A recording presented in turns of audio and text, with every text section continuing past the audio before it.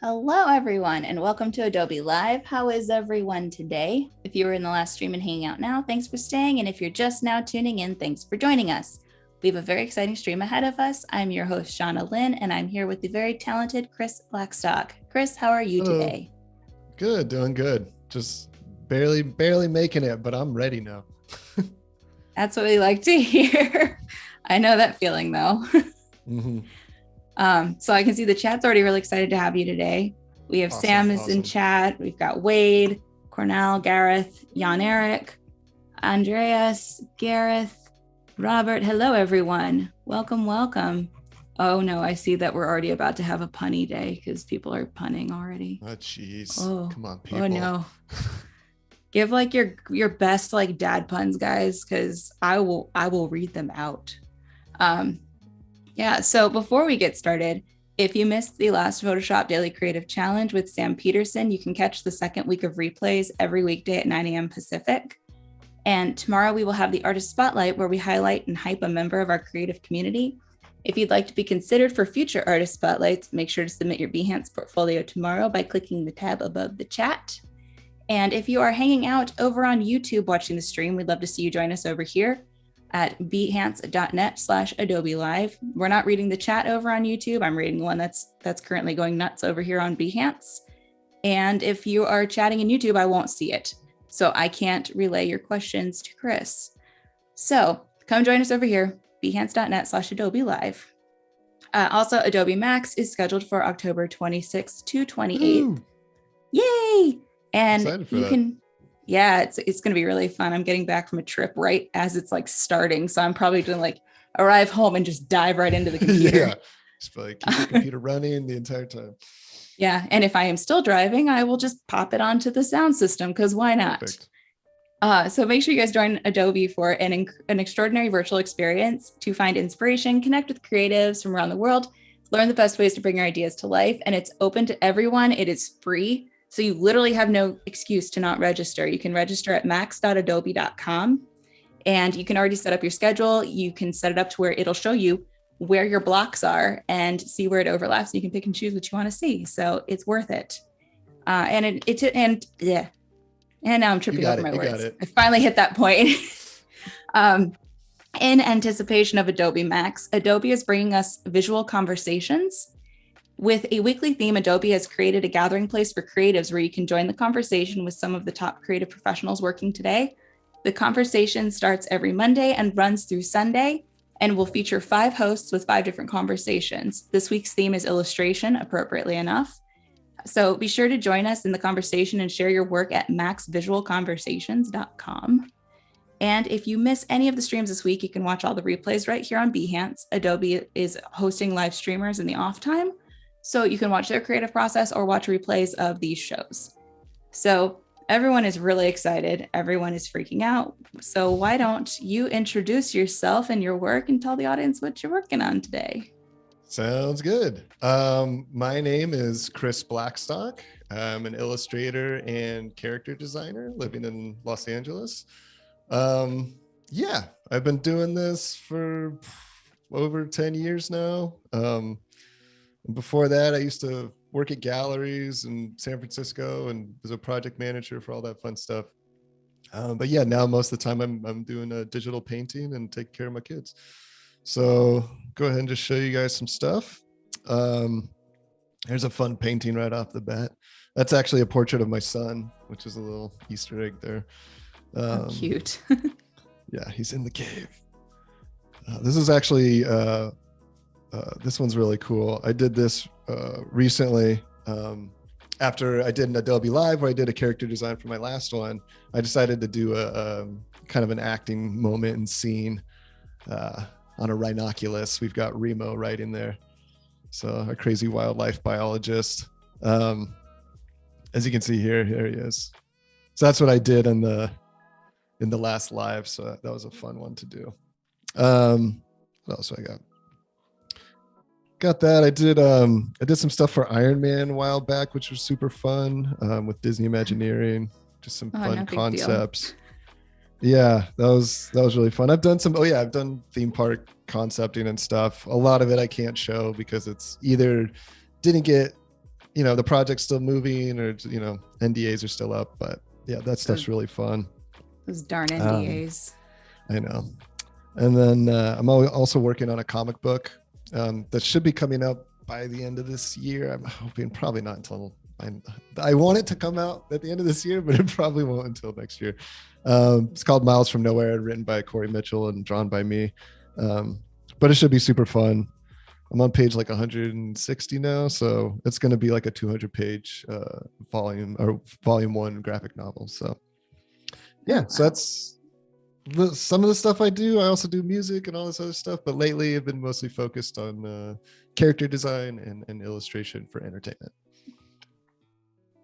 Very awesome. Yeah, let me get out of this. We have someone named Miles in the chat going, "Hey, the comic is about me." Oh yeah. Hi, Miles. I feel like I know you. All right, well, cool. So today, obviously part 1, we're gonna do, I was I'm getting excited for Halloween. Yes. So I wanted to do, right? Who's not excited? Spooky season. Halloween's my favorite, and fall, because yes, I mean, I live in LA and they're like, you got all this wonderful sun and heat. I hate it. I like rain and overcast and cooler weather. So I'm really excited for fall, and I wanted to kind of get everybody in the spirit. So I'm going to do a monster portrait today. This is one that I did as like kind of like a test run, because it can be painterly, but I'm very much like a line heavy artist. And so I wanted to challenge myself today and really try to do a more painterly portrait, and not try to use line as the guidelines, but really try to push the colors and the rendering. So yeah, this is my little Dracula dude. He's pretty fun. I like him. I'm happy with the way he came out. I like it. Yeah, so hopefully we're gonna get to something like this by tomorrow. If I don't finish it tomorrow, I'll definitely be posting it within the week, completely finished. But just kind of want to go through how I get there, what I use for reference, what kind of brushes I use, and just kind of my steps into how I can make it look like this with the rendering and everything. So yeah, that's what we're gonna do today. So let's see. Fantastic. And Tanya says this is her favorite time too, because it's harvest time. Yeah, it's the best. It's the best. It really is. I grew up in Florida, so like I didn't get seasons. It was hot, like hotter, LA. and hurricanes. It's gonna be somewhere between 70 and 90 today. I don't know. Yeah, and I moved to Chicago a few years ago, and so like having seasons is amazing. And it's like all the trees right now are changing color, and a lot of them are yellow. Some of them are trickling into that red tone. And I'm going to be going out of town the day it's finally chilly, going to Florida. Of course. Florida ruins all of your holidays. Yeah. I get to see my friends. It'll be worth it. So. Yeah, it'll be fine. Okay. So I've done a couple sketches. I'm just going to say off the bat that this one is probably my most finished one. So I probably will lean towards this today, but I'm going to show you guys the other ones and see what you think. So this is my gentleman Cyclops. He's got his little friend there in his pocket, who he got his inspiration to dress up. He's got a little cigar with some bones in it that he's smoking, some human bones, and another little top hat he probably took off of one of his other victims, but still a gentleman, just maybe not to humans. So we've got that guy. I did this like witch lady. she just was fun to draw. Yeah, I don't know. I mean, I love her design. Not as much story as the other one, but I do like this one a lot too. I like her ridiculous lips. Yeah, right. The face is pretty silly. She looks a little puffy. I don't know, all those magic potions. And then I've got Botox this guy. skulls. Yeah. She got filler in the wrong place. Not the cheeks, the lips. And here's my other guy who's kind of the fun play on the fish tank head with the kind of like old diving suit body. And today seems like it might be his last day as his fishbowl has cracked. No. But his trusty body has a bowl waiting for him. So if it runs out, maybe he will be saved. So let me go ahead and let's see if I can get these guys. Maybe we'll do a little vote, and if you guys really feel strongly one way, then I can I'll go that way. We could just have people throw their choice in the chat rather than setting up a poll even. Yeah. Just have a 1, 2, or 3. Wade's really good at those straw polls though. He really is. I don't know. All right. Hello, friend. Can we get a 1, 2, 3 poll, please, for favor? Or 1, 2, and 3 in chat is what he also said. Oh, yeah. So we'll just do whatever. He goes, sure thing. He's pulling one up. Thank you, Wade. He's so good at it. He's so good. He is. And I can like watch it in real time. Yeah. So either whatever, I'm probably going to end up doing 2 of these just because I like them so much. So whatever one doesn't get chosen today, I'll probably end up doing next week or something. It almost looks like they're all together at like a little monster party. Yeah. Oh my God. That'd be, if I had the time, that would have been amazing. Do like a monster party scene. Oh. I know. I was like, I don't draw enough monsters lately. That was usually my go-to, but not as much lately. Yeah, you could do, I don't know, like a monster party, or they could each be like little trading cards. Yeah. Well, the idea for this was kind of, these would, you would kind of find these in like the big golden, frames, intricate frames, and kind of like the old paintings down a hallway of a haunted mansion or something. I was just about to say haunted mansion style. Yes, my favorite. Oh my God, it's the best ride ever. All right, we've got a poll up, so we are going to have people vote.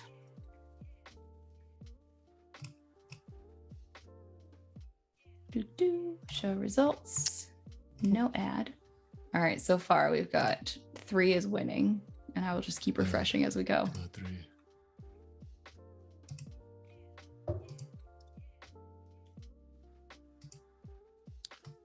Yeah. There's no wrong answer. There is no wrong answer, but it's except for anything but 3. Do 3. We want 3. Well, right now 3's winning. So. Woohoo! We'll give everyone about maybe like 30 more seconds. All right, everyone, 30 seconds. Vote. Vote. Okay. Uh-oh, apparently 2 is closing in. Up. All right, we're gonna close it. Hot. Oh no, it's tied. Now we gotta wait. Come on, folks. I will be the tiebreaker though, if need be. Yeah, there you go. All right, we're gonna do it in 10 seconds. So we're gonna have 10, 9, 8, 7, 6, 5, 4, 3, 2, 1, and close. It's tied on 2 and 3. All right. I'm probably going to go with 3, guys. Let's see. I'll give you another minute or 2. Oh, no. Yeah, 3. 3 just won. Woohoo. All right. Like I said, I'll probably end up doing all these. These are pretty fun. They are pretty fun. All right. Okie dokie. All right. Yay. Let's see. I think there's my boy. what that is. Oh, I thought that might be too horrific. I think I had a face with the smoke coming out earlier. It's like, oh, it's a little grim. It'll just be bones instead. Okay, here we go. Tanya says, how about both? Por qué no los dos? I know. I wish I could do both. I will eventually. Okay. So got my layout. And I don't know if you guys can see, I haven't really done it, but he also has a monocle on, which is very fun. And so usually I'd kind of sketch live for my previous ones, but I really want to get to the painting part this time. So that's why I kind of had these pre-sketched and at least worked out enough so that I wasn't doing all that right now. I think what I'm going to do now is start to refine the lines and not do finish lines, but enough where I can build a silhouette off of it. So we'll just go ahead and reduce the opacity. Does he have a vein sticking out of his neck? Definitely. He's very excited. He's got his favorite kind of cigar. Probably just saw, a wonderful Cyclops lady that he's tipping his hat to. Maybe she's the one behind the canvas painting him, or You'd be like, Miss Cyclops. Yeah. Paint me like one of your French Cyclops. Okay. Jan Eric says number 2 needs retribution. It is a good one. I did enjoy painting her. All right. Let's go with black. Let's see. Is this the... So what brush are you currently using? Or you just like... So yeah, usually kind of depends. If I'm doing more of like a final line, I'll either use the Webster like drawing. I kind of like the texture of it. Well, I guess I could use that for this. It's pretty. Sometimes I'll use that, or I also like this soft texture, but with shape dynamics on it. Ooh. And let me get that. And it kind of, I can get those nice lines, but it allows me to go a little bit thicker. And it has some texture too, which is nice. And since this isn't going to be like a final, like you're probably not going to really see these lines very much. It doesn't completely matter which one I do. So I'll probably just use this just to keep it simple. The soft texture, I can't remember. It could be lowish. One of her brush sets. I honestly can't remember. When I do though, I'll post it if I can remember it. So yeah, and today I'm using I'd say as inspiration. I think his name's Max Grecke or Grec. Really awesome illustrator. Look him up if you can. Grecke. But I love his painting style, and obviously Corey Loftus is another huge inspiration for me. I've seen this guy's work. Yeah. Okay. Yeah, you see it everywhere, and you almost like don't know who it is sometimes if you haven't looked it up. Yeah. It's like a very distinct style. Yes. So kind of channeling some of him today as we do this. Holy smokes. He has almost 500,000 followers on Instagram. Oh, wow. Really? Yeah. Some of those people are really good artists. Really hard. Yeah. I am so bad with the social space. I try to be really good about it, but like it is hard. Like you have to be consistent, and I am not a consistent person. Yeah, I think my ADD makes it really tough for it's like, I'm very much yeah, that was the thing I was posting yesterday, and then went and like did the dishes, and then went and now it's just sitting in my phone. My favorite is like I see something, I'm like, I'm gonna look that up, and literally like 2 seconds later open the browser and I'm like, what was I about to do? Yeah, what was going on here? Yeah, exactly. Like recently I recently was diagnosed with ADHD, and I was like, well, now everything in my life makes sense. And still still got to motivate myself to do things, but like cleaning the kitchen is easy.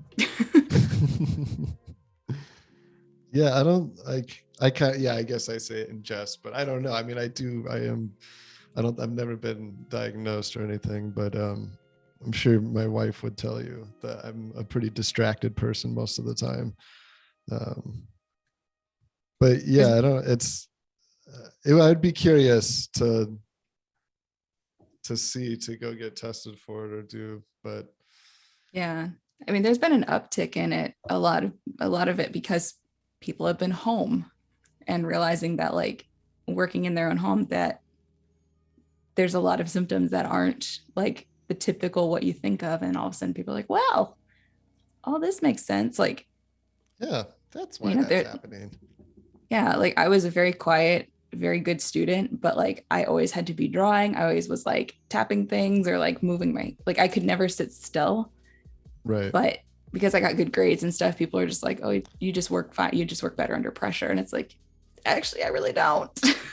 That sounds just like me. Mm-hmm. Yeah, this was my wife always jokes, she's like, don't worry, you'll do it right at the last minute and it'll be great. And I was like, yeah, but that's an anxiety attack. Yeah, it's I don't stressful. want to do it.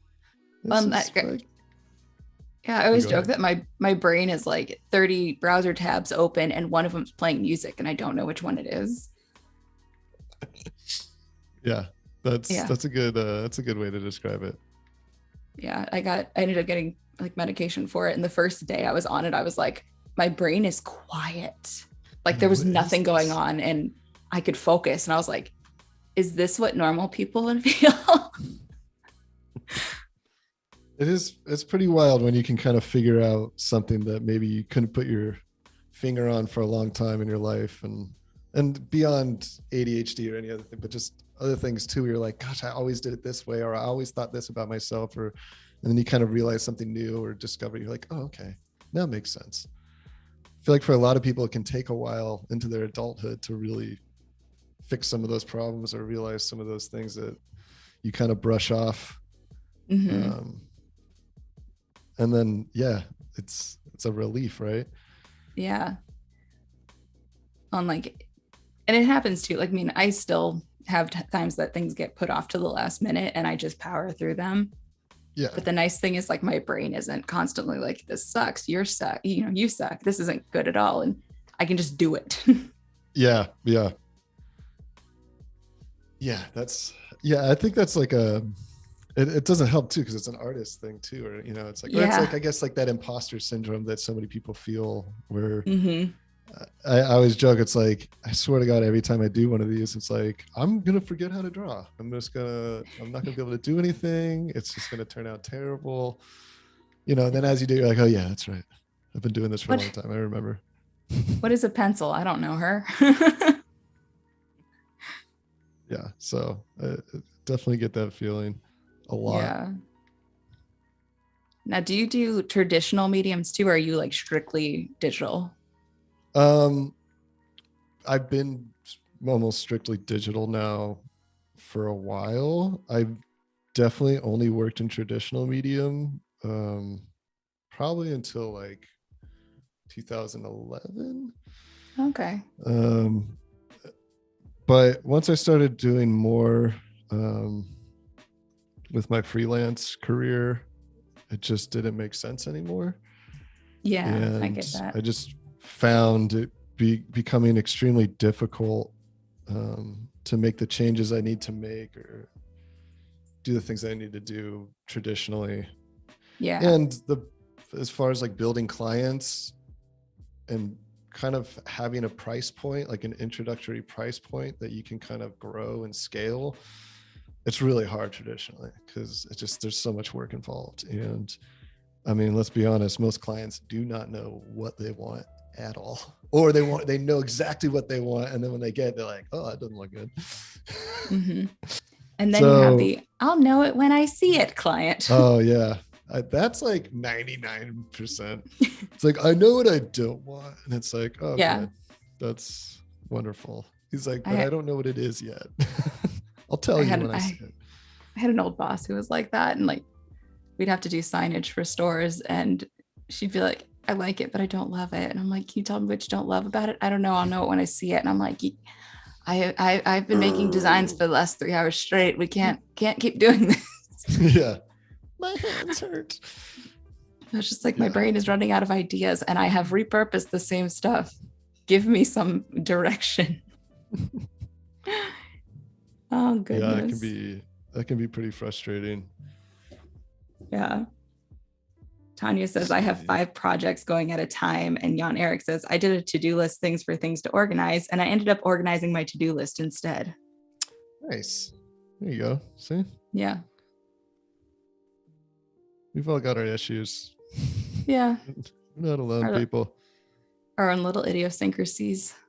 Mm-hmm. I found to work, it helps me. Like I can't do complete silence. I have to have noise, but I can't have noise that I have to focus on. Yeah, I mean, I hosted last week with Grace Jew, and we had a similar conversation where it was something I could have on watching or listening to that it's just like, it's almost like a white noise that like keeps you in your seat but doesn't distract you from your work. Yeah. Because if it's quiet, your mind always just starts drifting. Yeah. Yeah. I could do this, or I could go work on this. And you're like, no, I need to stay at the desk. Yes. Stay right here. This is where you need to be. I end up playing like either the same YouTube videos over and over and over again, or like the same like Netflix shows. Like I've watched You like 10 times. And it's mostly because I know it's a good show. And they have a 3rd season coming out. So like I'm refreshing. But you can start to recognize the red flags from stalkers now. There you go. Yeah. Well, and it's one of those, like, because you know what's going to happen, you don't have to focus on it. It's just noise. Right.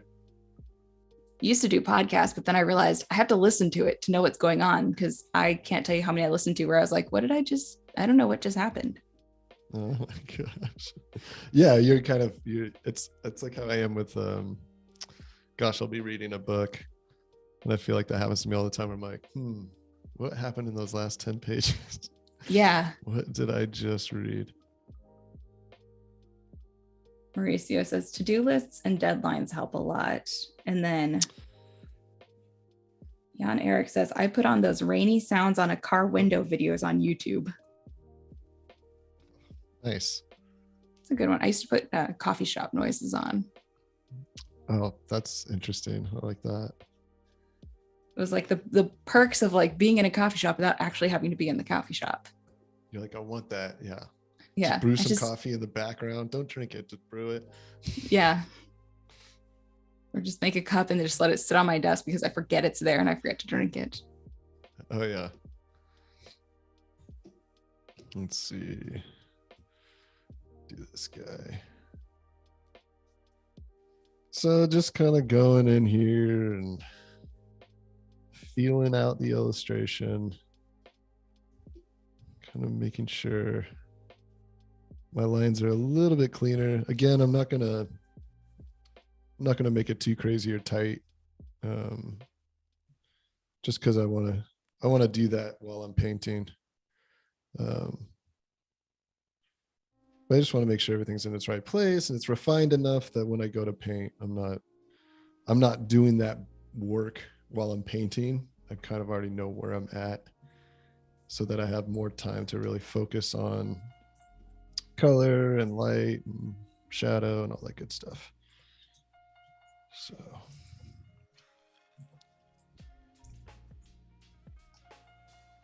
Wade says that he's streamed film noir lo-fi music. Oh, interesting. I do the lo-fi. Mm-hmm. I was a big New Jabez fan. Oh, I yes. Still am. I only like Burial recently. Yeah. Shlomo is another good one. Zombie. Mm-hmm. It's a good. But yeah, the lo-fi station is just like, you don't have to think about it. It's gonna play. Everything's gonna relatively be decent, It's like the less I have to do, the better. I like listening to like the Harry Potter soundtrack when I'm in get things done mode. Oh my gosh, that's amazing. And then there's also, of course, like Animal Crossing lo-fi. The mashups. Yeah. Let's start bringing them in. What else can we do? What else can be lo-fi? I don't think I realized that there's probably a whole lo-fi like mashup genre. I'm sure, yeah. Like if it's music, it can be lo-fi, I think. Yeah. That's so funny. I feel like this character though is like at a fancy party and there's like smooth jazz playing or something. Ooh, yeah. Like that? Yeah, maybe some like John Coltrane or something. There you go.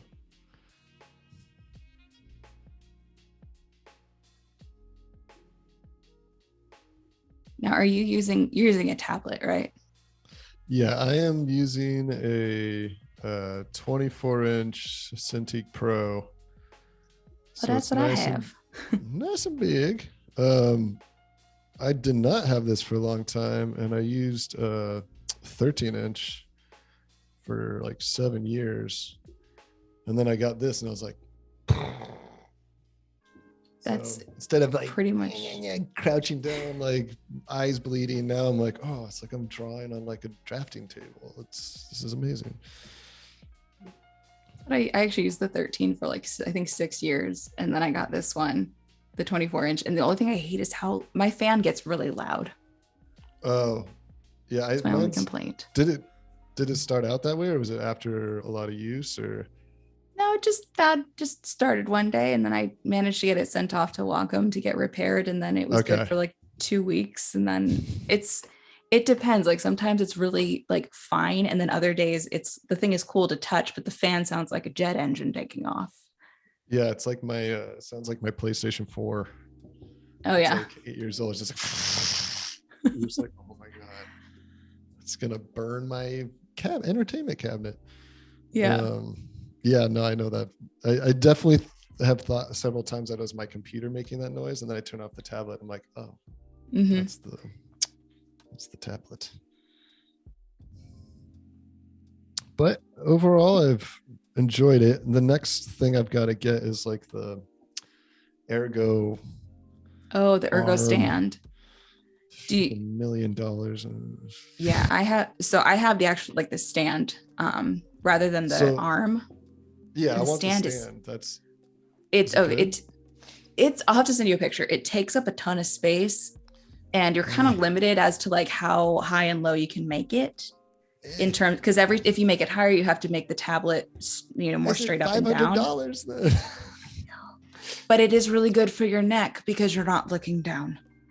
Yeah, and I mean with my Cintiq, I had the 13. I would have 3 giant oversized books stacked up that I would. I absolutely did that too. Just like I need my neck to not hurt. Yeah. I have a box of tarot cards supporting the Cintiq, so it's just a little higher, but at the correct angle that I like to work at. Nice. Yeah, I'm like 37 and still got like a thrown together work studio. Yeah, no judgment here. I work out of my bedroom. You do what you gotta do. Oh yeah, no, I used to do. My wife's a jewelry maker, and so that's where I was working out of the bedroom for a while, and then I got moved to the dining room table because she was working out of the bedroom, and then I ended up getting a WeWork studio. Oh, nice. So that's been nice. That's where I am right now. That would be a good separation of home and workspace. Yeah, it's good. Can't always be here because I got 2 little kids too that I gotta help out with. But when I can get here, it's pretty fun. Yeah. When you said you hide your kids, how do you hide your kids in your work often, or was it just that one piece? That was just that one piece. That was I don't know. He's a rambunctious one, and I was like, he'd go into that cave. He'd do that. So, and he's got long hair down to his shoulders, and I was like, perfect. Oh, I think nice. I was doing a what's his name? I hope I'm getting it right. I think it's Joel Santana. I took one of his Domestica. Do you know Domestica? It's like a Spanish base. Like I think it was Oh wait, I know Portugal Joel. Okay, yeah, he did a tutorial for Domestica of like, I think it was just like character painting, but that was the painting that kind of came from that. It was really fun. Yeah. He's a great artist. Yeah, he's a friend of mine. Okay. I was gonna say, seems like a pretty nice dude. Yeah, he's in Tampa. I knew him when I was in Orlando. Oh, there you go. Just Googled him. He's repped by my old agent. Oh, snaps. Yeah. I gotta get in on this agent stuff. Who wants to represent me? It's got its pros and cons, but I would say the pros sort of outweigh the cons to a degree. Right. You just got to make sure that your contract is really clear. That would make sense. Mm-hmm. Like I have a kidlit agent, and so he only takes care of anything to do with children's books. Everything else I still get to take care of. Gotcha. Well, from what I've heard, in my experience with also just friends who do children's, is that is kind of the one thing you really need it for, because it's a very like, you got to go through this, kind of like acting or anything. It's like you have to go through agents and bookings and like publishers, and it's like you can't just, it's like, yeah, you're an amazing artist and writer, but you can't just publish it. Like you gotta go through a whole system first. Yeah, a lot of publishers won't accept like unsolicited manuscripts, and they want you to have someone in your on your team basically. And with an agent, like they'll be able to go to bat and get you the best deal that you may not get by yourself. Right. So I get it. But this stuff's it's a learning curve with any of those things, trying to figure out how to navigate those worlds. It's a lot of live and learn and find what works best. Yep. It's a lot of it's just making mistakes and experience. And honestly, I think most of life is just not being afraid to make mistakes. That is the only way you learn, and you need to know how to be embarrassed and be okay with it. And you're just as good. You're just as normal and as everybody else. Just like everybody else. Like I think that was the first thing, is getting into the kind of the art world as a younger person, going to art school, is like realizing like, oh man, this guy that I thought was like up on this huge pedestal, so I was like, he's just like me. He's like, he doesn't, like he has all the same fears and anxieties that I do. It's no different. And it doesn't matter how good you get, or, you just learn how to manage those feelings better. Because you, gosh, I don't know if this is a good way to describe it. It's like a bad trip. The first time you have it, you don't know what's going to happen. It's terrifying. But the second time you're just like, oh, okay, this is not, I know what the end result, I know I'll be fine. This is just, my brain is telling me this and that right now. The same thing with like doing a painting, right? It's like, I kind of know how this is going to end up, but like, I don't know. Guys, I halfway through this stream, I could totally just start sucking on this drawing, guys. I don't know what's going to... There's no guarantee this is going to be a good painting. I just have to assume that my experience. And you have social media that's so prevalent now. And, you mentioned you're 37, right? Yes. So like, you did not grow up with social media. I'm almost 34. I did not grow up. The most I had was MySpace.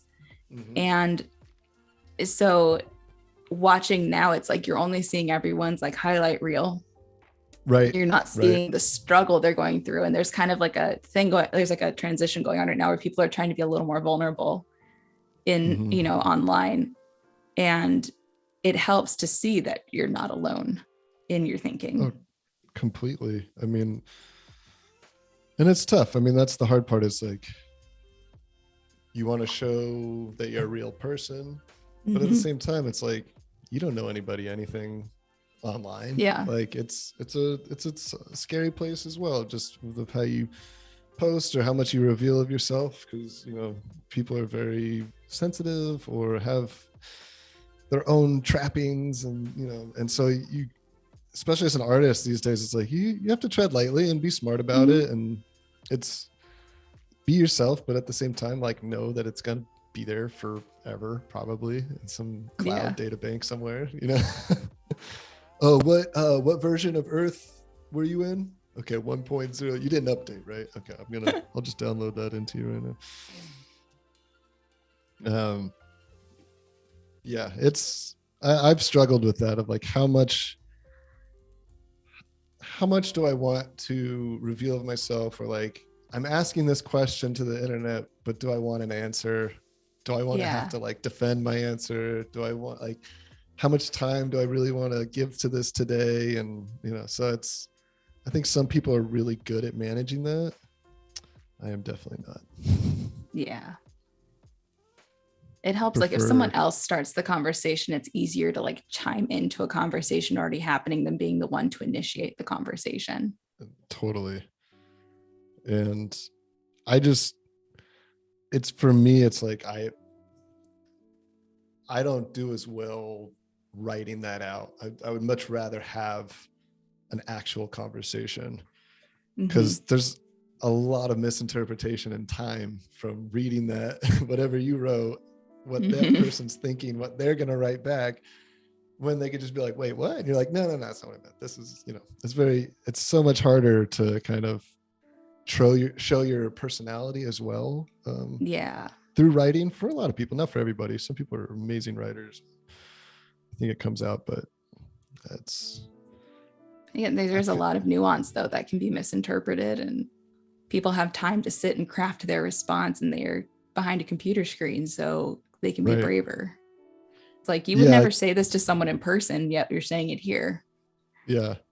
I think this is funny, when I think growing up, and I think when my brother and I started texting a lot as we became parents, he's 3 years older than me, and it was kind of funny just like getting texts from him where I was just like, that sounded like mom or something, like, and he's like a mountain man, tough guy, and just kind of getting those like sweet texts, and you're like, I can't imagine like in his, like trying to picture it as him, because you just kind of read it in a funny way. But that's how I feel with the internet too. It's just like, sometimes it's hard to imagine how they're saying it, or very much.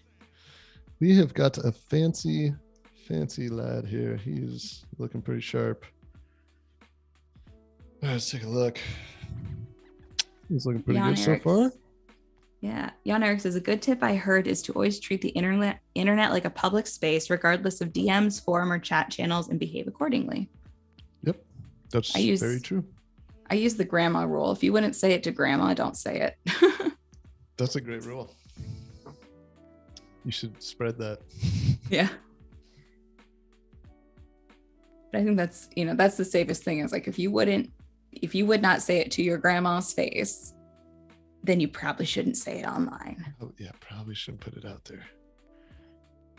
How important is this to you? And there's a little wiggle room, because some people are a little more blunt with their grandmas than other people, but Oh yeah.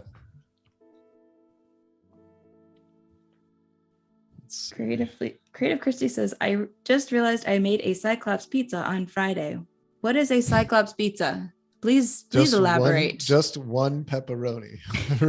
right in the middle. It was probably just like deli meat. It's like, I got one. I'm just gonna.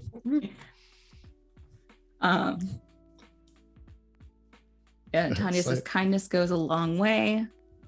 The pizza was delicious. Well, that's great to hear. But what is a Cyclops pizza? I want to know. What is your definition of a Cyclops pizza? Yeah, like, I want to know that now, because we have to know. Yeah, inquiring minds need to know. I love this line work. You have so much energy in your lines. Thank you. Try to. I feel like inking traditionally, I feel like it's for a long time, it was really hard because I was so technical with a lot of the stuff. And so you just really, and I wasn't really trained to use ink. Like I was more like painting and drawing. And so I kind of just made my own way. And I think if I would have had better tools, better, like ink brushes and stuff that like I would probably be a little more fluid with it, but I was using microns mostly and doing really tight technical work. And so digital really helped me a lot. Get out of my box in my comfort zone with a lot of stuff. I used to hate color. It's like something I would never, I'm like, I'm just going to draw this. I don't want to color it. I don't want, like such a draftsman. But once I was able to kind of have that freedom to undo or try stuff out, I was like, oh, like I can actually see how this works and I can work it out on paper and it's not going to take me an hour to clean up or start a new painting so it became a way of kind of learning really quick. And I had things that I could apply already from art school, but hadn't really used yet or found it was like a hard time of like implementing into some of my projects. And so it's definitely something I loved about digital.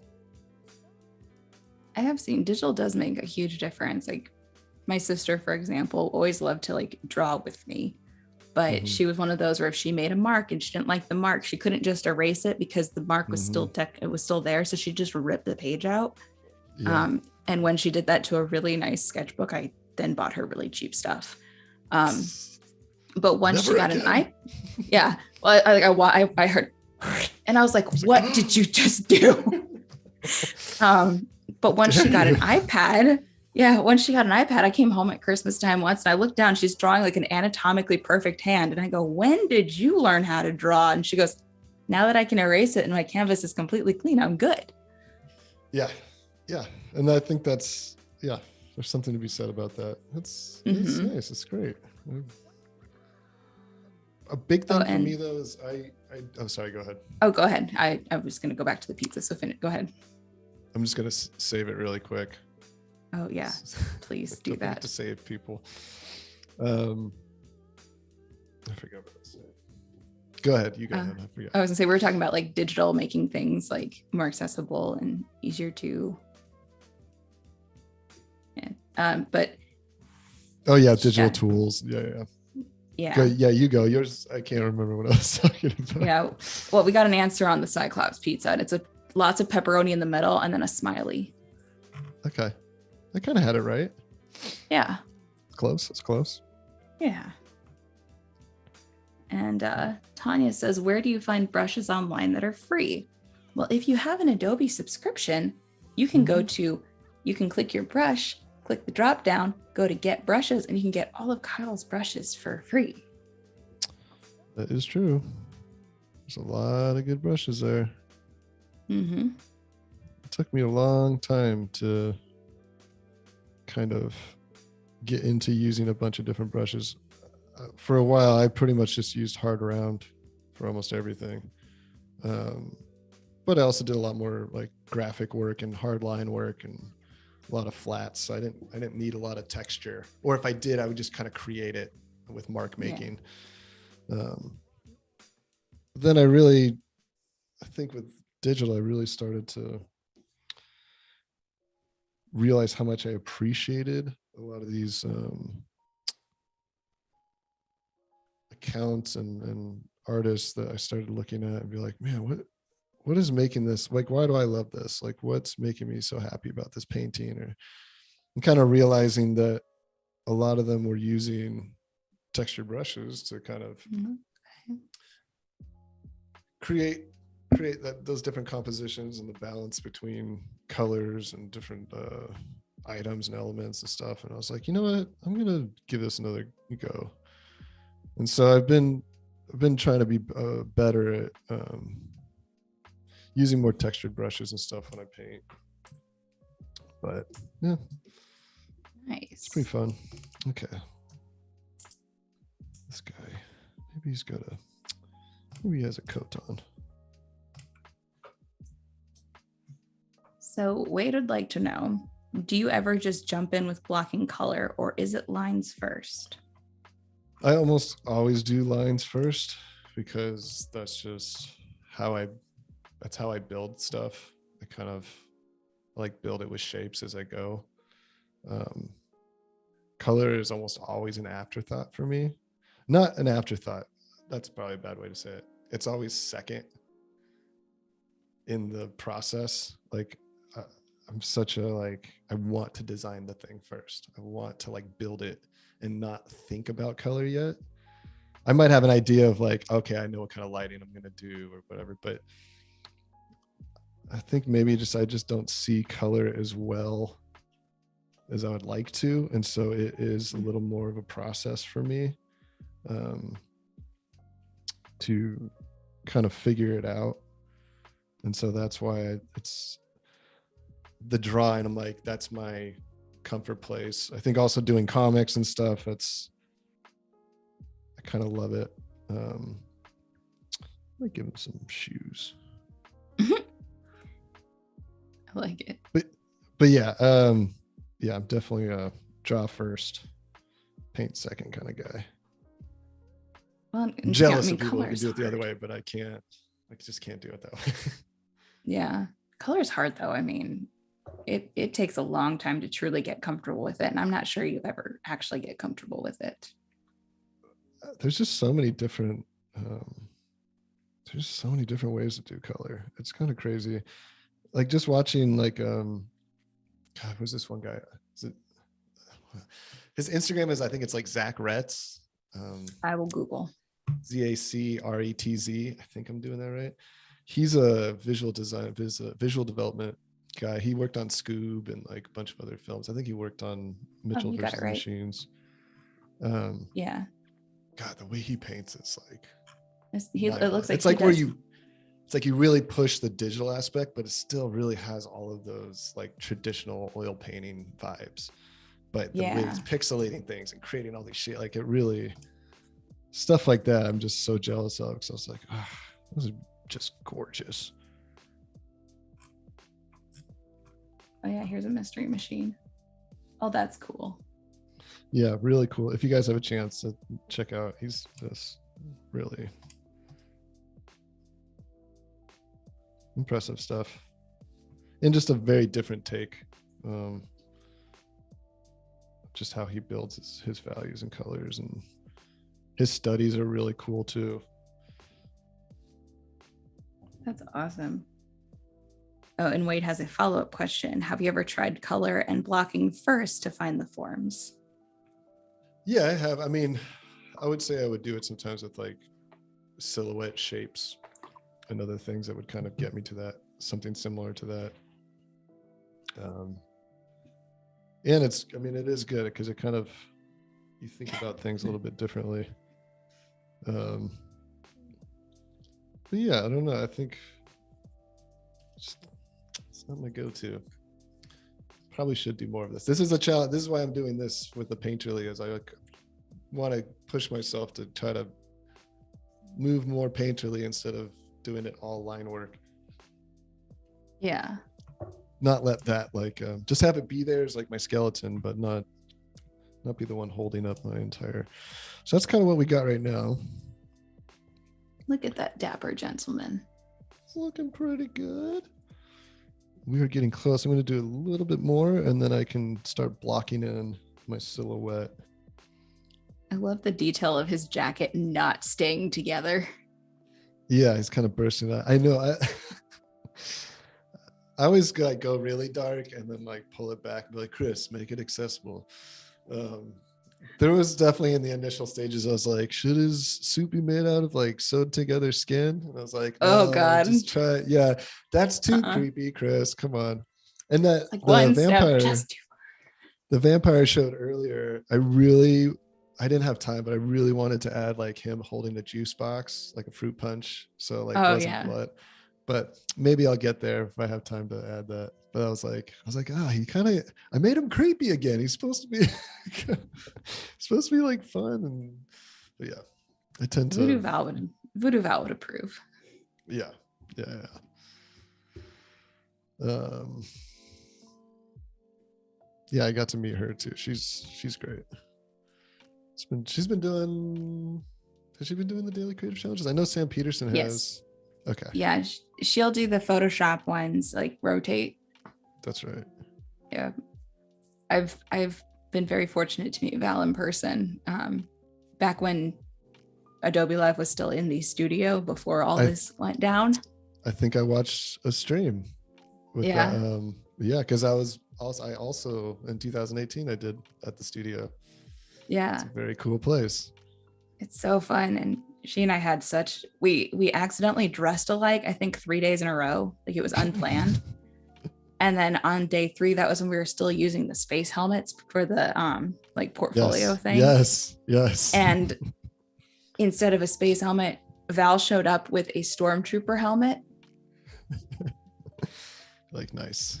Mm-hmm. It's fantastic. Okay, that's what I'm doing. And Paul Tranny, I think, was there that week too, and he kept doing handstands in the background. And we're like, dude.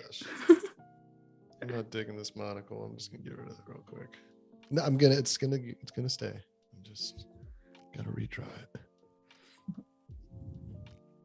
Wade says, I want to see the creepier versions as well, Chris. Yeah. Gosh, I don't think I even have any up on my, because I also used to do sculpture and I used to do a lot more like fine art shows. A few solo shows and stuff in Oakland and San Francisco. And one of them I had collected, this is so funny. I'd gone to thrift stores all around the Tenderloin because I lived in the Tenderloin at the time in San Francisco. And if you guys don't know about the Tenderloin, go ahead and look it up. It's a pretty interesting place. It's right next to Union Square, and we're most of like homeless, drug addicts, a lot of really cool artists and really great bars. But yeah, so I used to collect items from the thrift stores all around there, and eventually did like found object super sculpy character designs using like all these found things, like old computer motherboard and like a doorknob and like a scale that someone threw out and like some like weird metal hinges and stuff. So that was pretty fun. Yeah, so I used to do a lot of like maquettes and stuff like that wish I still had time to do, but just you can only do so much. So maybe in another 18 years. Yeah, right. Jeez. This little scar here just to remind myself that there's something there.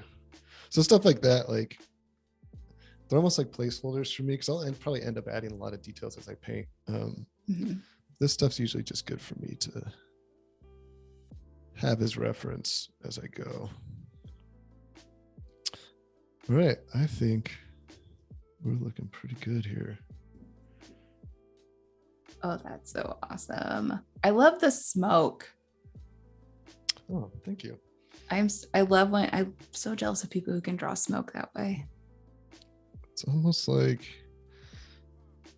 it's funny because I feel there's so many different ways, and there's definitely a part of me that really likes the blend. I think that's why I like animated design so much. It's like the blend between flat graphic designing with like really rendered, and like finding that balance of like really building form but also really stretching like how much of the design is tweaked. And I feel like with the smoke, I like it I almost want it to feel like a fabric or something, like I can see like that. floating through the air. Because the other way I would think about it would be like very ethereal, or it'd just be like smoke, but it doesn't have the same punch graphically that doing something like this does. And it's more fun to render, at least for me. It acts as a nice little frame in here too. Yeah, exactly. Yeah, I mean, that's really what I was like, I got this big old space here. Need to fill it with something. Ooh, maybe he's got a little glove.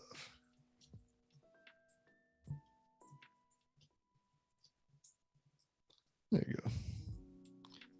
My little pants are torn. Sorry, buddy. You didn't make it to the party. No, sir. I mean, technically he did, just not how he expected to. Yeah. Yeah, you're right. He made it to the party, just not alive. Okay, cool. All right, so I've got that. Now I'm just going to go ahead and create a new layer, drop it below, just put it in flats. So I think for a lot of the time I was really going in and brushing my way through. And then eventually I'd seen so many people do it with lasso where I was just like, what am I doing? I should just try to lasso the whole thing and then brush the details out. So that's what I'm going to do. I'm going to start with just like a basic lasso shape. And just kind of get as much as I can, but not carrying so much. But just kind of knock out some busy work that otherwise would take forever. This is also why you pay flatters for comic books, because when you're working on 100+ pages or whatever, and you got to do this for every single page, you're like, I don't even want to color anymore. So that's why you'll working in comics, you'll have the colorist, and then you'll have a guy or girl, and that is just doing flats, just doing this for the artist, so that the colorist doesn't have to sit there and do it himself for hours on end. And this is the thing where you like select the subject and you just put one color in, right? Yeah. So I'm basically creating a foundation for my clipping masks. I didn't know. So funny. I was like, I mean, I still kind of am caveman level Photoshop sometimes if I feel like I don't know anything about Photoshop, but I was even more so years ago. And so I would just create the layer and then I would just lock it out and paint on top of the layer. And then I would like save it. I would like save or duplicate that layer. So I had like an extra one ready. Then I would do it again, lock the pixels, paint on top of that. And then I figured out what clipping masks were. I was like, oh, you just do a clipping mask. And so that's, for me, this has kind of been the process that I do now, which is a little bit. Oh, go ahead. Oh, go ahead. I learned clipping masks by watching my friend Sid on Adobe when it was back on Twitch. And they did clipping masks for their work. And I was like, what are these? How do I not know about this? What is this magic that you're doing? What does a clipping mask even mean? Why would they call it clipping mask? Yeah. There's so many things that, gosh, I remember, I think it was back in 2018 with that first stream. They're like, why don't you just hit Command U to pull up your, hue value slider? I was like, what, you could do what? It's just a shortcut for that? I was like, I don't feel like an idiot. So, it doesn't matter. There's been a lot of times like that for me. Yeah. So I would say to everybody, it's like, trust me, there's so much in Photoshop and so much you can do. Like, do not feel bad if you do not know things that you think like, wow, I should have known that since I started. But there's still plenty of things that I have zero idea how to use or what it's for. That's why there's I YouTube learned videos. on stream. Yeah. I was going to say, it's like, yeah. I learned, I was on stream one day and I'm trying to think who it was. I can't remember who told me this, but they're like, why aren't you using the tilde key to erase with your brush? And I was like, what? Like, what are you talking about? Yeah. And then if you're painting with a brush in Photoshop and you hold down the tilde key, it turns that brush into an eraser. Oh my gosh. Yeah, that's what I just learned that. Who taught me that? I think Tim Mobius told me that. Keep doing this. I'm just gonna fill this in just so we get some. There we go. Anna Davis Court. Oh yeah, I love Anna. That was on She's stream. wonderful. She's like, "Oh, just hold on." I'm like, "Oh, okay. Teach me. Yeah. Teach me everything. I know nothing. Please." Yeah, Wade says they love that tip. Yeah, it's a great one. I forgot I should probably have my lines, the opacity taken down a little bit, so I know. Sometimes if you have your lines full opacity, you can't really see what your silhouette is going to look like. So you're kind of going on the line, and if it's a dark line, it might be hiding. Maybe it's not as clean as you want it to be. So I'm just going back in, kind of cleaning up some of these edges, making sure that when I create a mask for this, it's the shape I want,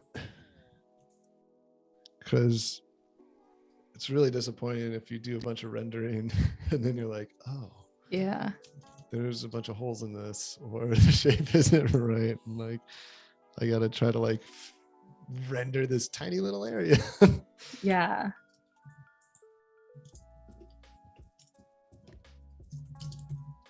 And I'm on a huge screen, so if you guys need me to zoom in on anything, let me know, because it's easy for me to see it, but I know sometimes it might be harder to see on the screen. So yeah, if I'm too far back doing any of this, just let me know. I will let you know if they say anything. Now, do you usually start, as far as like your flat color, do you normally start with like a brownish color, or is that just what you're throwing in it today? That's just what I'm throwing in. This is kind of the color I want his skin to be. So yeah, like I'll usually try to go in with, I'll choose like one of the base colors or something close to it, or like, oh, okay, this is, you know, I'm gonna have this kind of like beige brown, like that's gonna be okay in that family. That's gonna be one of my colors. So I'll just throw that down. So we've got about 50 minutes. 50? Yeah, 50. Okay. So we're okay. Yeah, we're in the under an hour left time period. That's good. Yeah. Slimmin wants to know, how many inches is your monitor? It's 24 inches. It's the 24-inch Pro. Oh, you're talking about my Wacom, the Cintiq, right? I believe so, yeah. Yeah. I think there's a bigger one, but this thing is, I don't know. I don't know why someone bigger. There's like a 32 inch, right? I can't picture a 30, like that would be massive. I don't understand. What do you do with that? I mean, like, if you're in a big, like a really big space, I guess that makes, but it's just like, it's almost mind blowing to me. Yeah. Like 24 is even, I think, probably a little too much for me, but I like it. But like I can't wrap my brain around how much bigger the 32 inch is. Oh yeah, it's crazy. This is like, I'm on a desk at WeWork and I'm like taking up the whole thing. Yeah. I was like, I can't imagine trying to work any other size. Yeah, I got this thing and I had to go to IKEA and get a longer like top for my desk. Mm-hmm. Because I would have had no room. That takes up a third, and then my monitor space with my keyboard takes up a third, and then my miscellaneous corner takes up a third. Oh, yeah. And if I didn't still like do graphic design stuff, I would have found a way to probably like layer things so that the Cintiq and the monitor were both about in the same area. Mm-hmm. But I still do design work, so I need to be able to access my keyboard. Yeah, and that's same here.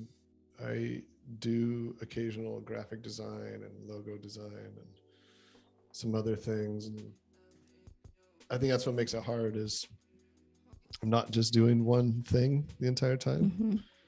Mm-hmm. And so it is kind of hard to build like the perfect setup. Yeah. Let's see, whatever, it doesn't matter that much. I also see that you're a layer namer. Yeah, I feel like I have to, or I just I get more scatterbrained if I can't find a layer, and then I'm like frustrated. I'm like, oh my god, otherwise I'm going to forget where it is, and then I'll be 30 layers deep, and I'll be searching. I'm like, I'm slow enough. I don't need to be like looking for layers too. Yeah. I generally, like, if I'm doing stuff for just myself, I don't name it, but if it's for a client, I have to name the layers because they'll often need the source files. Yeah, and I think maybe that's also what it comes from, is because I've got so used to presenting files, also because doing like um, live visuals Mhm. for electronic artists and stuff. It's like I would basically build layers and then hand those off to animators for them to like build the visuals from. So I got like kind of became a habit of like, okay, this is this section, this goes here. And also just like later, like it's kind of cool. It gives yourself assets to work with for your portfolio and cover letters and website and stuff. Like you kind of already have your own artwork broken down a little bit so that you can Yeah. use it. But let's see, let's do this smoke.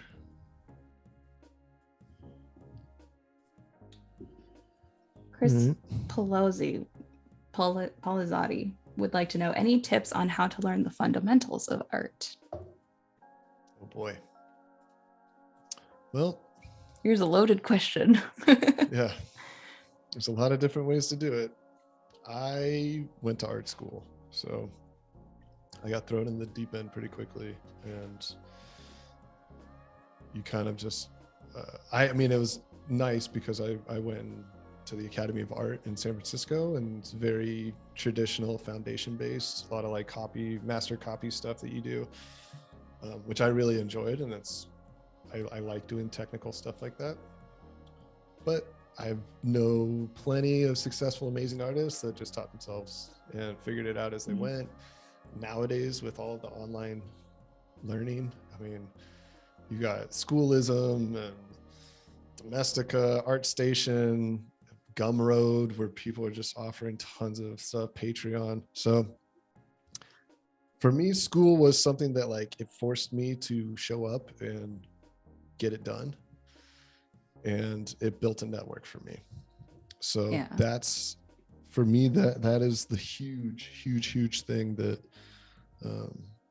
having a network is everything when it comes to art. I mean, you can be incredible, but you know, if you don't build a network for yourself, or if you don't have any friends or like, it's hard to get work. Like it doesn't matter how good you are, because people are going to hire somebody that they know, or someone that they're comfortable with, or that they know socially is somebody that they can work with, than they would over someone who's just great art. Because guess what? There's a million people out there, actually millions and millions of people out there that are way better than you and are really good and all these things. So it's one of those things where you kind of, if you're just doing it to learn, I would, you know, just for yourself, I would say for sure see what kind of online resources you have and explore those. If you want to do this professionally, I would try to get involved with either, you know, going to a school. And if you can't do that, look for like local clubs and stuff. Like, or people do figure drawing, or, you know, wherever you are, maybe you can start them yourself. Maybe you're like, dude, I want to do some figure drawing. It's like, go find models and you can hire them and have people show up to a bar or wherever, you know, a studio, and you can run figure drawing classes. And, you know, it's stuff that you can learn. That's not really that, it's not that difficult to get started, because there's just so much information out there. But But yeah, if you I want to would do say just, character, figure so drawing like is character, very important. it's really important. And again, I was very lucky that, God, we had the coolest place. Get up on this here. At the Academy, because the Academy of Art was started, I believe, in 1939, And it was more like a business school, not for business, but it was more like it was to basically turn out like professional designers. And the basis of it was to teach people who did not ever, people who had never really picked up a pencil, and then like give them those skills to become a professional, which is great. And they had a building there, at the illustration building on Powell Street, right on Union Square. And it had these like massive vaulted dome ceiling with like glass, and it was like 40 feet high. I mean, it felt like a church or something. It was just like you walked in. That's so and cool. It was like a very like holy place for illustration, and like and there's all the easels that are lying around everywhere, and the horses that you sit on, and it's just being in places like that. It puts you in a different state of mind than just being at home, or just you go in prepared. Like I used to think about it in my head as like I was going to like perform, and I would think about how I'm drawing and my arm movements, and like what, like just if I was doing a performance for anybody, but this time it was my art. So yeah, I think environment is really important. And if you're just starting out, just start drawing. Maybe go find some artists that you like and just start looking at their work and why you like their work, and start maybe looking for tutorials from them, or just find, get some basic drawing books, go to the library, go, see it on paper. It's good to just kind of see it in person as well. Go to some art shows, go support some art, go, talk to some people out there. There's just a lot of ways you can do it. It's fantastic advice. Wade says, art church, sign me up. Yeah, right. It's honestly, not a cult. Honestly, like a space like that too can be so incredibly inspiring. Oh my gosh. And you can't buy that. Like, no, it really was. I was just like, this is amazing. Yeah. It just felt something about it. Like every time you walked in, you're just like, oh yeah. It put you in the right headspace. Yeah, I'm ready for this. I don't know what color I'm going to do the suit yet. So I'm just figure drawing was like the one class that I took over and over again in college, because I had to have a certain amount of hours and I knocked out my gen eds early. And so you could just kind of like keep taking the class. I think I took it 3 times with 3 different instructors. And I loved it. It was so fun. It was really fun to draw them. It was really fun to have that live model. And the models were really fun too. Like they'd say, if you guys, they'd obviously, if it was a longer pose, they'd say, let me get into a comfortable pose I can hold. And they'd make sure that everyone could see them. And it was just like very, very well done. And now 11 years later, now that I'm working in character design for like kids books again, all that training has come back to like flooding my mind. Yeah. It's definitely something where I've been thinking about it a lot lately. I was like, gosh, I got to get back into some classes. Just because I miss it. And I miss being there with like one goal in mind. Just being like, just draw like what's happening in front of me. How do I distill it into something that works, even if it doesn't work, or maybe I'm just focusing on like a part of the body, or it's like, man, I just want to go in and like make my hands good today, or I don't know. There's just so many things about it that I don't know. It really is cool. And I feel like this way with a lot of this stuff. And it's one of the reasons why I really love art, is that you might feel you're not good enough, and there might feel like there's all this competition and stuff, but like in the end, like when you're just painting with people, like nobody cares about like everybody just wants you to succeed, or at least that's been my experience. And I love that. I think living in such a competitive world, it's nice being in spaces where people just want you to have fun and learn and get better, like that's a great feeling. That's hard to come by all the time. So I miss that about school. Yeah. Definitely would be interested to try to find. I've been looking around. I know there's some stuff out because I'm out in LA. Yeah. And I know there's a lot of figure drawing stuff out here because of all the animation studios in Burbank and Glendale. I was just looking it up. They have one called Dr. Sketchies, and they've got different chapters all over the country. And they do like themed ones. So you've got like ones that are like fairies and mermaids one night. And my friend used to run that in San Francisco. Oh, cool. Oh, they're super fun. You just go to a bar, grab a drink, sit down, and you got the model there, and it's awesome. Some of them are really great with like bringing amazing costumes, or they're like burlesque performers, so they have these like really beautiful intricate costumes that they built themselves, and like Dr. Sketches is really cool. And then there's also like go ahead. Oh, go ahead. No, go ahead. I was gonna say it's kind of like the little library where you like send it off and be like, I want a library, and they like send you all the parts, like this is how you build it. It's kind of like the Dr. Sketches is like, well, this is how you host a thing, and then they kind of give you the tools to make it happen, which is really cool.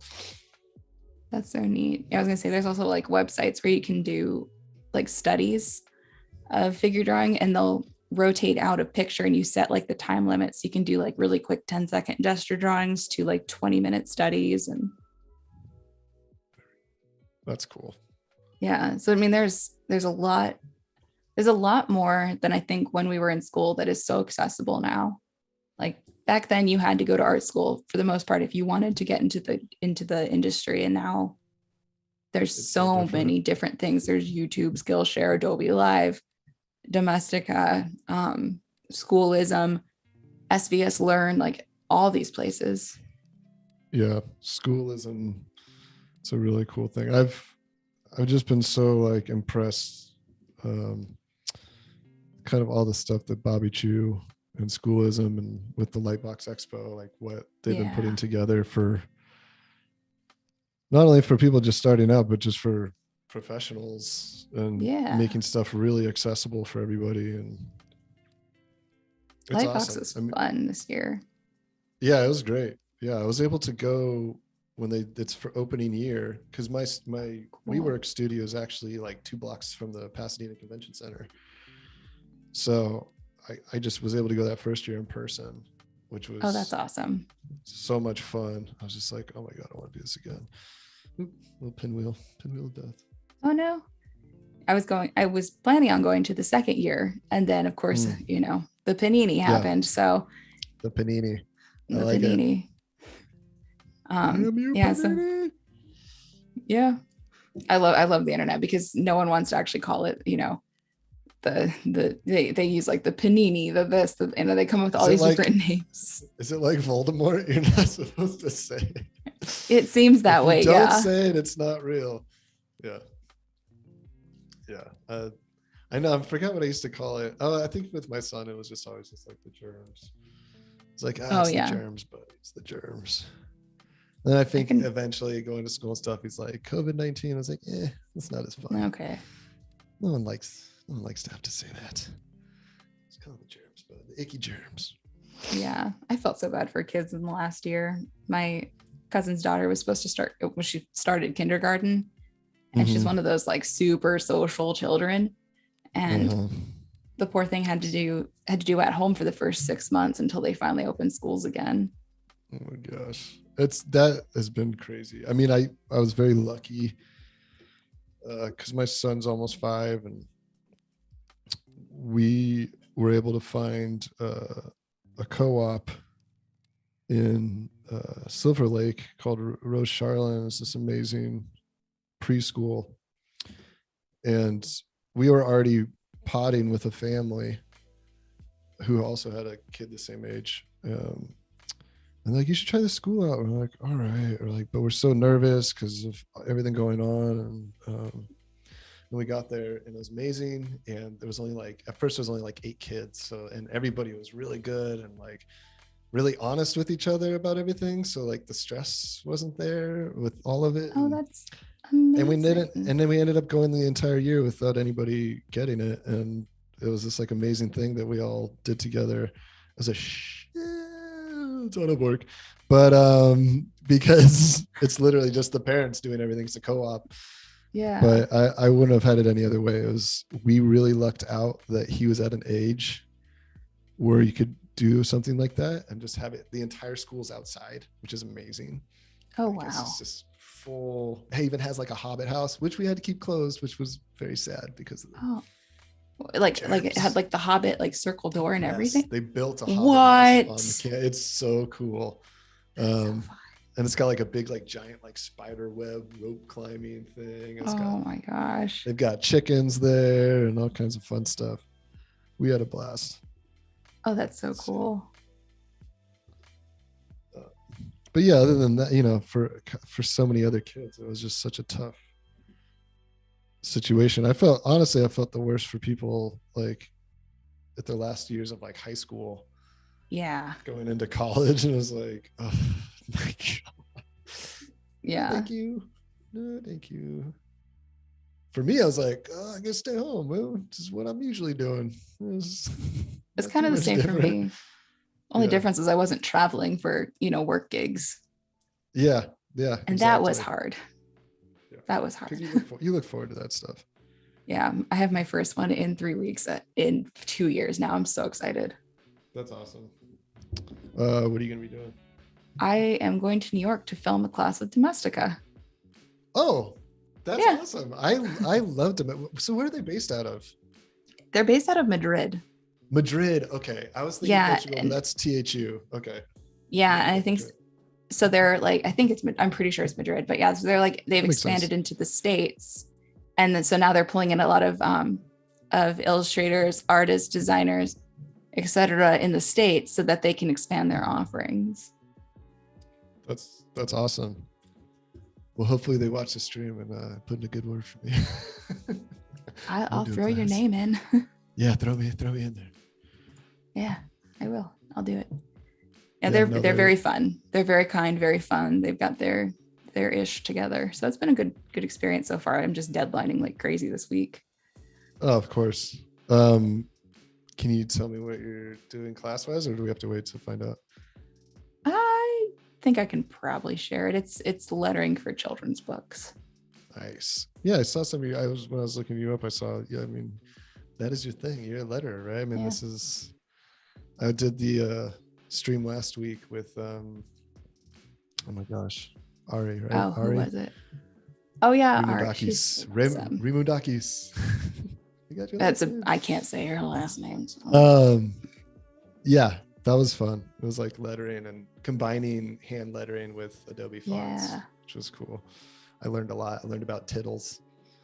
Yeah. I was like, this is a tittle? Really? It's one of the best. It's one of the best type of Gadzooks, or no, it was who did she co-host the font with, the Adobe font stream? Can't remember. But can't either. There's another term called a Gadzook or Gadzooks or something like that. Oh, funny. Okay. The lettering streams are always fun. We've had some cool people doing those. So right now I'm just kind of blocking out some of the flat, so the hair is going to be on a separate one. The smoke's going to be on a separate one. The cigar, because there's like big overlapping. And this is when I go to render it, it keeps it on the shape instead of me. Because sometimes it's nice if I'm doing a big, sorry about that, big like texture stroke or something. It stays within the boundaries of that line. It doesn't fly off. Then I got to repaint. Just makes it faster. In the end, not right now, but yeah. Like I said, I'm going to be doing all the flats for like the rest of the thing. And then, so you guys tuned in for the boring part. Sorry. No, I'm just kidding. I don't think there's ever really any boring part. It's fun to see everyone else's process and see how because there's no like right way. There's like 1,000 different ways that you can attack the same thing as someone else. Oh, completely. And I've definitely learned that. It's like, I don't like that. even myself, like I'm constantly kind of adjusting because I'll find new ways and I was like, oh, I should definitely do that or use that, integrate that into my process. Yeah, I mean, it takes a couple tries to get it to stick, but when it does, it's worth it. Oh, completely. Slimmin says, what is the brush you're using or you used for your sketch? You're still using the same brush, aren't you? No, I switched it. I switched to a hard round just to make sure that there wasn't any tech, because I started doing, I was like, I've done this before where there'll be texture and it'll leave a gap, and then I go to paint, I'm like, of course. And you're like, there's that 1 pixel. Yeah. So before that, I was using the soft texture brush. Again, I think it was from a Lowish. I got it from the Joel Santana tutorial. And he had some Lowish brushes that he really liked, and I pulled that from it. So I can't remember if it was one of his set but if I figure it out, I will post it with awesome with the piece. Sweet. There's a lot of good brushes out there. There's so many. Like Kyle's are fantastic, and those were my jumping off point when I finally using the hard round was never something that worked really well for me with digital painting, because I could never layering consistently, it never felt right. Yeah. And I've always done very textured work. So once Kyle's brushes started showing up on the scene, pre working for Adobe, this is it. It was a game changer. Well, I feel like you cut out a little bit. Oh, I'm back. Okay, good. Yeah. I don't know. But yes, your screen froze for me just a fraction of a second. So it may have been something on my end. Like I said, we had that electric outage a week and a half ago, and I'm still dealing with repercussions. Giant moose? It's a plane? No, it was a semi truck that took out some electricity poles. So wild. Yeah, it was 2 hours before the stream, so I was messaging Paco, and I was like, my power's out. Yeah, anyways, I'll keep you updated. Last week, for whatever reason, my mic wasn't connecting, and of course I was already late to the thing, and he's like, we'll just restart the computer. And my computer's probably 6 or 7 years old now, and I've got 32 gigs of RAM on it, and it feels like it took 15 minutes to restart. I'm just still waiting for the computer to restart. Sorry. Thankfully, we were only a couple minutes late. I didn't completely blow it, but that was not my finest hosting moment. Oh, it happens. We're always here for there's always going to be that technical difficulty no matter how much you plan. Oh yeah, it's inevitable.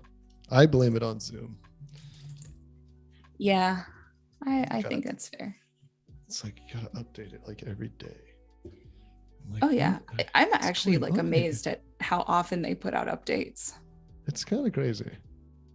Jan Eric says, does Kyle have any Copic marker brushes? I love that look. I think he has a marker set. I was gonna say he's definitely got some marker brushes, because is a very cool look. Yeah, I'm I know for a fact there is a marker set. I just don't know that this select brushes that are actually in it, but I'm pretty sure there's a Copic dupe.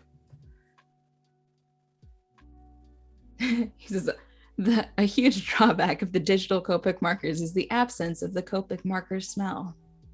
Yes. And then Wade says, just light a Copic scented candle before you start working. It's magical. They do have a very distinct smell to them. They're pretty awesome. They are. I loved drawing with those things. They were fun. Let's see. Okay. Still doing some flats. Sorry. We're about 15 minutes from wrap up time Like All right. it's 15 minutes, but then you've got like a 3-minute buffer. So Yeah. And so what I'm gonna do too, I'll just kind of explain next stream while I'm doing yeah. this. So next stream is gonna be where all the fun happens.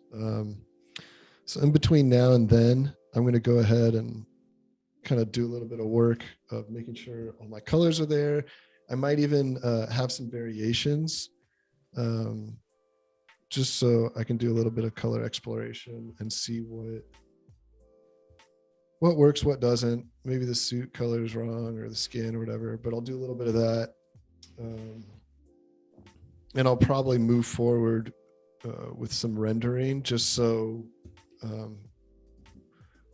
when we start tomorrow, by the end, I can get to some of the fun, like spectral highlights and like little, texture and stuff that I can add in at the end. So it might not be completely finished, but we can touch on some of that really fun details at the end. So I think of like all the streams I've hosted and all the ones I've watched. I think I've only seen one stream actually get to the end and like call it finished. It's tough. Yeah. It's really and I'm pretty tough. sure it was Spencer Nugent a few weeks ago where he was like, and this is it, I'm done. And I was like, You're like, no one gets to the end. Like, what is this? Who are you? What is this magic? Nobody. Like, are you a wizard? Because no one manages to finish in these streams. Yeah, how did you do this? What magic did you use? Oh my goodness. And Dorina says, I'm loving the character's tiny hat. Yes, that was a very important part. I was like, all right, where's the humor going to be in this? And I think that's it's very Looney Tunes-ish, like ding. Yeah. It was fun because the original idea was just like, okay, yeah, Cyclops, that'll be cool. Who doesn't like Cyclops? Mm-hmm. And I was like, but what is he never? He's always this like big brute. And I was like, oh, it'd be really funny just to kind of do him as this like gentlemanly person, something like the opposite of how he's usually portrayed, or the monster itself. So, yeah. And then just the idea of like stealing a hat from a dead corpse, I thought was pretty good. He's so gentlemanly, and then it goes downhill. Yeah. I'll just take this. You won't be needing it. All right. His styling kind of reminds me of, that's Cyclops centaur thing in Hercules. Oh yeah, for sure. Oh, I'm sure the influence is all there. Yeah, huge. It's the chin, I think, that does it. Yes, I'm a huge Disney fan. All the things. I mean, just animation in general, but obviously as a kid. Yeah. It was either like, Disney cartoons, Looney Tunes, or like Japanese, like, Voltron or something. I also like DreamWorks, like Prince of Egypt. Oh, that was a great one, actually. That was a sleeper hit. I mean, I guess back then it was a pretty big movie, but I feel like a lot of people forget about that one. Yeah.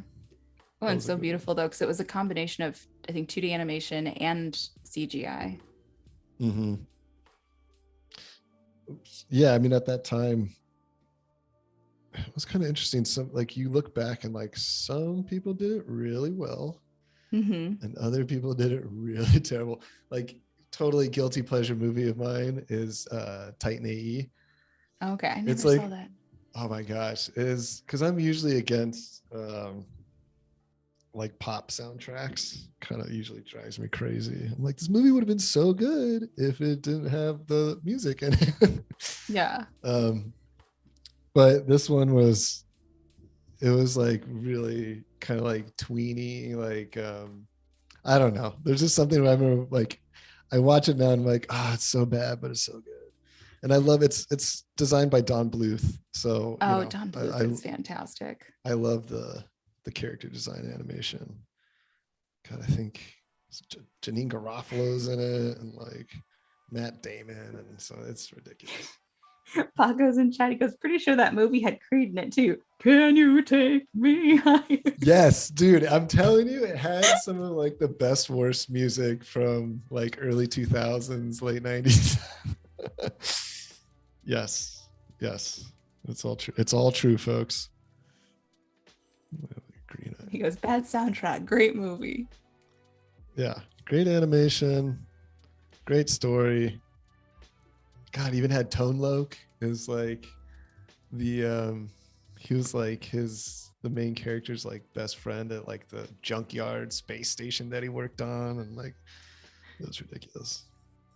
I always liked Anastasia. That was a good one. That one incorporated CGI too. Anastasia was gorgeous. And then they turned it into a Broadway show, and it was amazing. But did they really? Yeah, it was on Broadway for like a year, and it's touring. It was touring pre-Panini, and then now it's starting to tour again. And I got Panini. I'm trying to be sensitive to the audience. Yeah, I'm taking it. But yeah, it was because we have Broadway in Chicago here, and so it was on tour here when I first moved up here. So I was like, Mom, we have to go see this. We have to. We're going. Yeah. And so we went to a matinee. We had the best time. They had all like the classics, Once Upon a December, Journey to the Past. There's a rumor in St. Petersburg, but there's no Rasputin. What?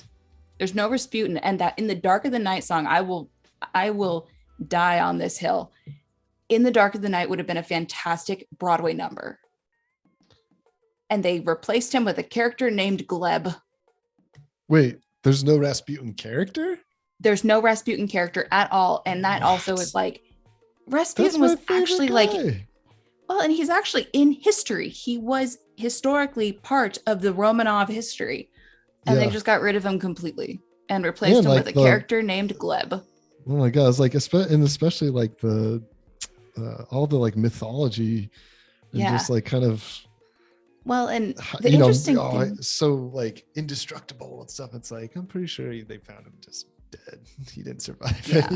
he wasn't magical. He was just manipulative. Yeah. Yeah. He was very manipulative. But the thing is too, they like the Broadway show, they actually turned it into kind of taking more on a more of a historical feel from it versus like the animated classic, but they incorporated all the animated classic songs plus created new ones. And it really is like, it's a beautifully done musical. There's this scene where they're on a train, and the way that they set it up is there's this train car that they have moving along the stage, and behind it is a video where it looks like they're on the train moving, and as the train moves, the perspective of the video changes. That's so sick. I mean, unreal. It is mind-blowing, and it's a fantastic song too. Well, I have to say, I was fresh in art school, and I was probably about 21 or something, and I had never been to like a big play. Like I've gone to smaller plays, like local stuff for my friends that were in, but I'd never been to like a big production. And I went and saw Wicked with one of my classes. Oh, that's a good one. I was like, I don't even like this, but I like it. This is amazing. Like the stage and the sets that they were moving and I was like, holy shit. The dragon at the beginning. I was like, dude, the artists working on this are like unreal. Like all the mechanics going on stuff. And I mean, and in the end, the music's great. I think I forgot who we saw that was singing it, but they're both the witch characters were like unreal. I was like, all right, I can get behind this. I can do this. I was very fortunate. I've been a Broadway nut for years, and my mom and I went when I was a freshman in high school, or just after my freshman year in high school.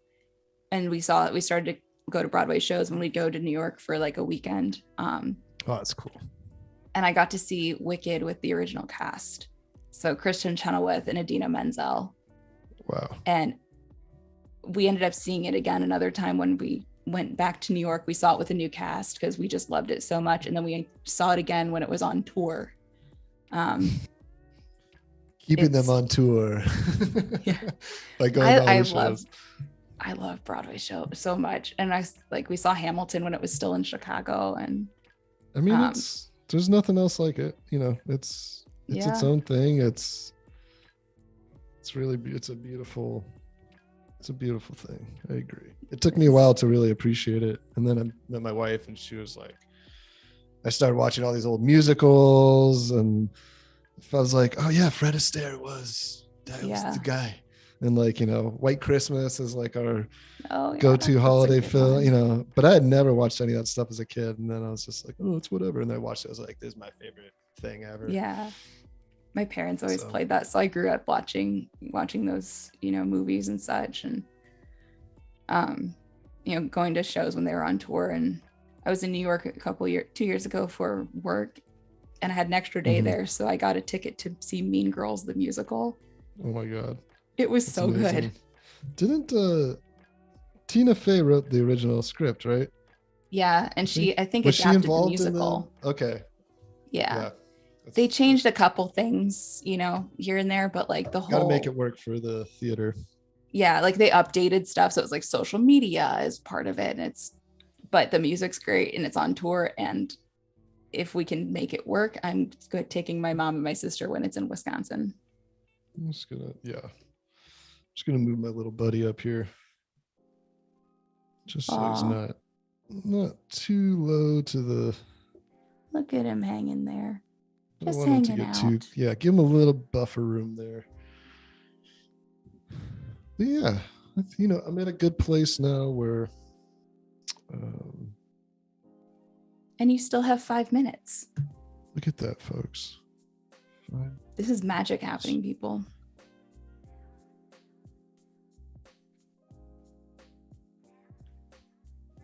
We'll almost get to be flatting all of the colors. And probably par for the course, I will probably end up changing some things and being like, why did I make that decision? Or something.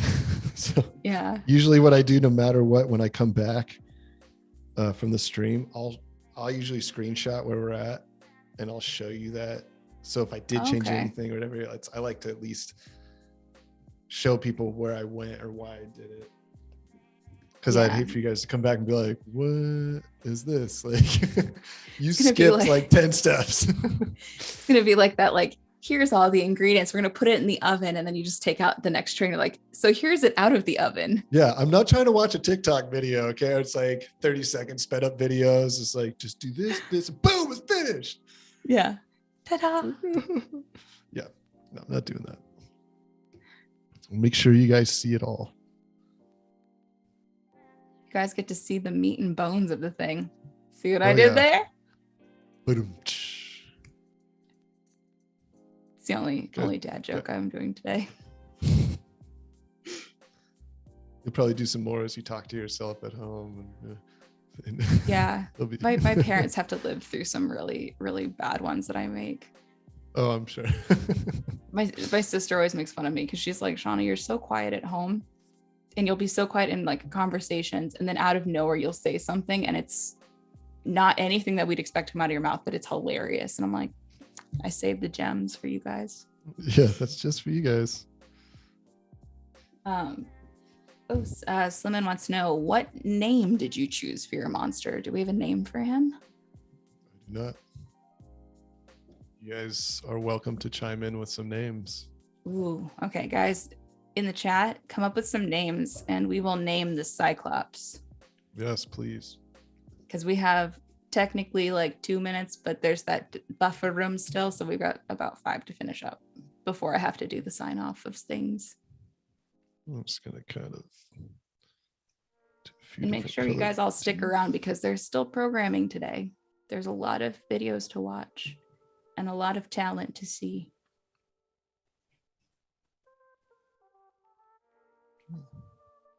Oh, I forgot. It's like, what's happening there? Okay.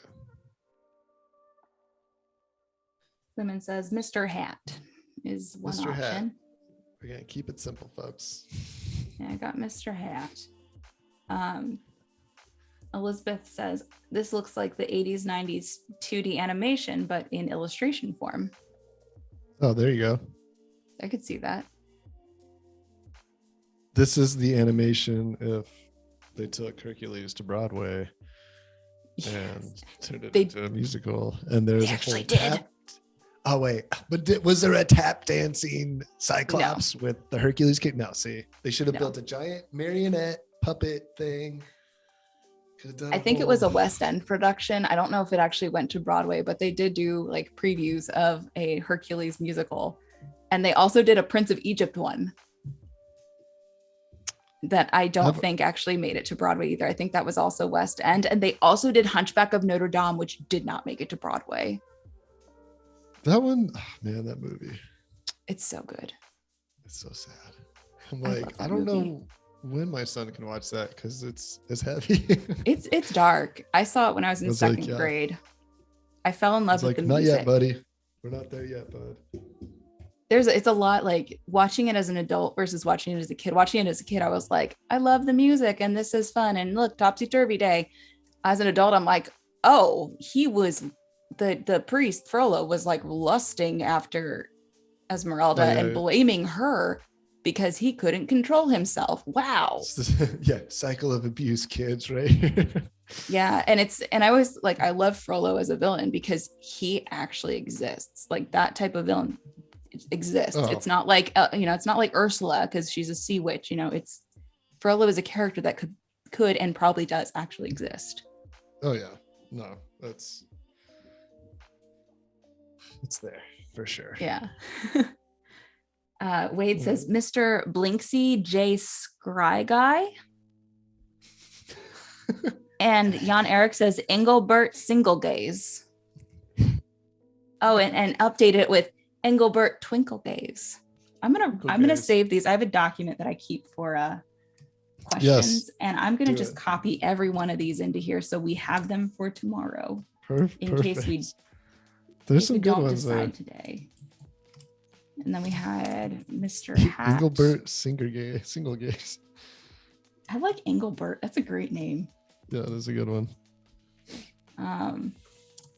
Dorina says the Cyclops reminds me a bit of the Cyclops in Hercules. Okay, I get it. I should have looked at the chin.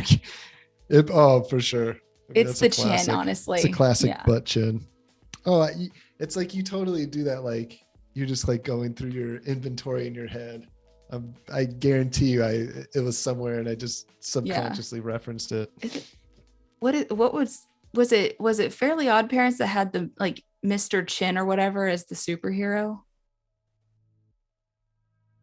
You know what I'm talking about, right?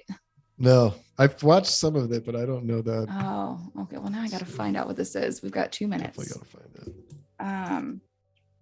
Superhero with huge chin, Nickelodeon. Wow, I just butchered Nickelodeon. I can't type. Oh, the Crimson Chin. That's it. Crimson Chin. Nice. Crimson Chin. He's got like a foot-long chin. Oh my God. I gotta look that up now. It's pretty amazing. Mauricio says, Mr. Cyclod.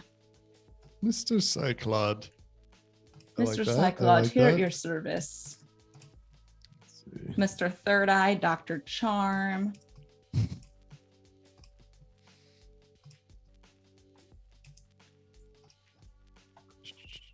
Let's see. I'm saving all these. I have it for our document tomorrow if we don't pick today.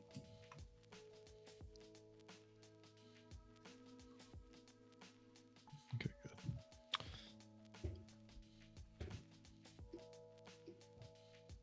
So if anyone has any last questions, now is the time to toss them in because I've got 1 minute before we have to start winding things down. Yes, please ask me. Or think of your questions and bring them back tomorrow. It's also good. Oh, Elizabeth says, what's the name of the little skeleton climbing out of the guy's pocket? Mr. Bones. Mr. Bones. It's a good question. Bartholomew think of the Bones. name for my skeleton. Bartholomew Bones. Greg. There we go. just Greg. Just Greg. Just Greg. I like it. Just Greg. It's like when you have a dog and you give them a very human name. This is my dog, Bob. It's so funny when people do that. I always kind of like giggle. I'm like, you're going to meet a friend one day with the name Bob, and then you're going to run into a lot of problems. We have a Yorkie named Simon. See, and one day you're gonna meet. Do you know any Simons? I don't know any other Simons. No. I can't imagine anybody naming their dog after somebody they already know, because that would be not cool. Yeah, he was named because my dog's name is Teddy Bear, and my dad calls him Theodore. And my dad was like, "Well, we have Theodore. Now we need a Simon, and we happened to adopt this dog." And he's like, "This is Simon. This is your dog, Simon." I'm like, Mhm. oh, thanks, Dad. Got it. Mr. Monocle, Sir Theodore Crestbone. All right. Well, it is just about time for us to start winding down. This has been so fun having you here today. And it's been so fun watching your process. And I love that people have been very excited about the work that you've done so far. Any last little things you want to say? Yeah, just tune in for part 2, where I actually do the real fun stuff and start rendering and showing you guys how to turn this into what hopefully looks kind of like an oil painting portrait, or at least something close to that. But yeah, that's awesome. That's it. It's good seeing everybody today and chatting. Yeah. Well, thank you so much today for joining us. We had a fantastic time, guys. Well, we will be back tomorrow at 9:30 a.m. Pacific for part 2 with Chris. Stick around for the Illustrator Daily Creative Challenge replays with Julia Masalska, immediately followed by web design with Taria Tolbert. So we will see you guys tomorrow. Come back and join us, and have a great rest of your day. We'll see you later. All right, bye everyone.